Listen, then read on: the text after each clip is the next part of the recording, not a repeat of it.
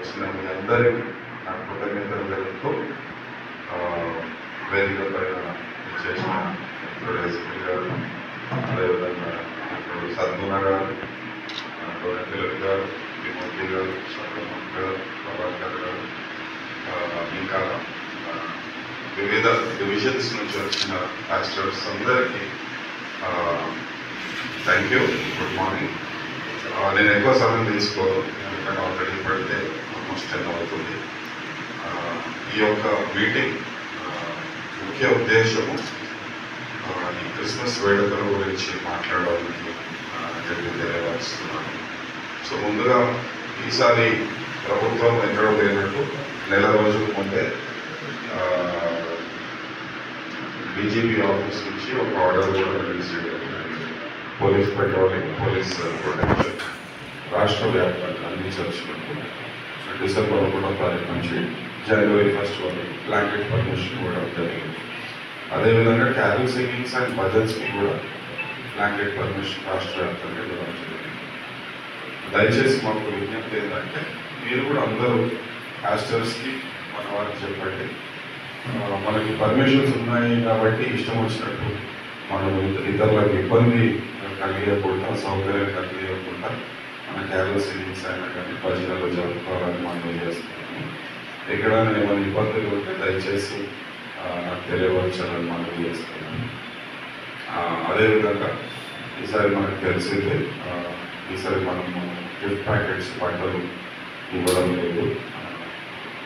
మేము దాని గ్రౌండ్ నుంచి కూడా చాలా ఫీడ్బ్యాక్ వచ్చింది. సో దాని వరకు ఆ ఫీడ్బ్యాక్ని మేము ఒప్పుకొని ఈ యొక్క ఫుడ్ ఈ యొక్క గిఫ్ట్ ప్యాకెట్స్ అనేది అప్పడం జరిగింది. దీనికి ఫండ్స్ మనము వేరే సంక్షేమ కార్యక్రమాలకి ఉపయోగించుకున్నాము తెలియజేస్తున్నాము. అదేవిధంగా క్రిస్మస్ ఫీస్ట్ యథావిధిగా ప్రతి సంవత్సరం జరిపేటట్టు ప్రతి డివిజన్లో 1,00,000 రూపాయలు కేటాయించడం జరుగుతుంది. అదేవిధంగా గవర్నమెంట్ ప్రోగ్రామ్ ఏదైతే సీఎం గారి డిన్నర్ ప్రోగ్రామ్ ఉంటుందో ఈసారి కొద్దిగా కోఆర్డినేటెడ్ ఎఫర్ట్గా అందరితో మాట్లాడి ఎక్కువ శాతం క్రైస్తవులు అందులో పాల్గొనేలా మేము కార్యాచరణలు తీసుకుంటున్నాం. దాని భాగంగానే ఇక్కడికి వచ్చి మాట్లాడడం జరుగుతుంది. మిత్రుడు ఎజికల్ గారు కూడా చెప్పారు, మనం చూస్తూ ఉంటాం ప్రతి సంవత్సరము మేమైతే రాలేము కానీ ప్రతి సంవత్సరము మాకున్న ఫీడ్బ్యాక్ ఏంటంటే ఒకటి ఇతరులు ఎక్కువ కనబడతారు మన క్రైస్తవులకు. సో అది కొద్దిగా రివర్స్ చేద్దామని ఒక ఆలోచన కూడా ఉంది. అదేవిధంగా ఫుడ్ విషయంలో అయినా కానీ హాస్టల్ విషయంలో అయినా కానీ చాలా ఇబ్బందికరమైన పరిస్థితులు ఉండేది.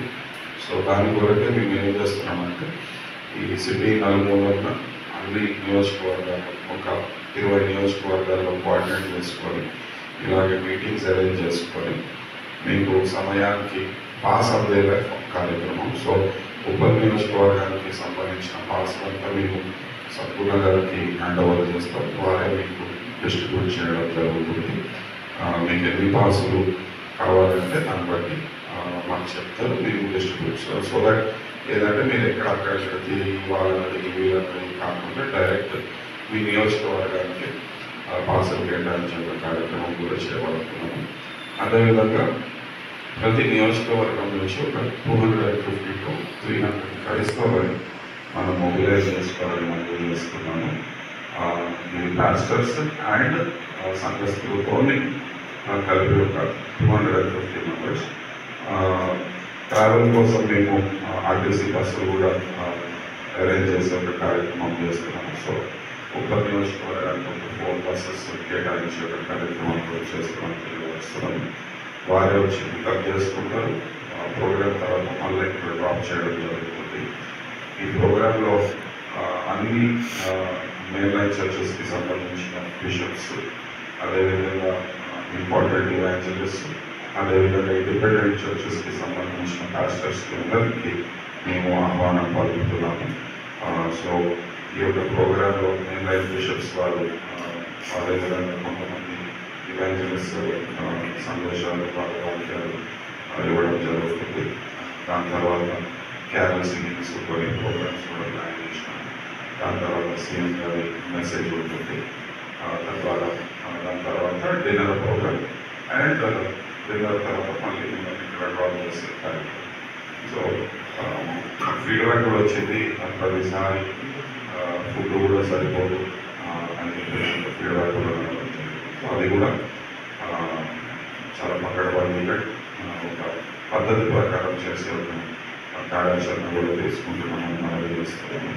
సో ఇది ఈ యొక్క మీటింగ్ ఒక సారాంశం. సో దయచేసి మీ అందరితో సంపూర్ణంగా కోఆర్డినేట్ చేస్తుంటారు.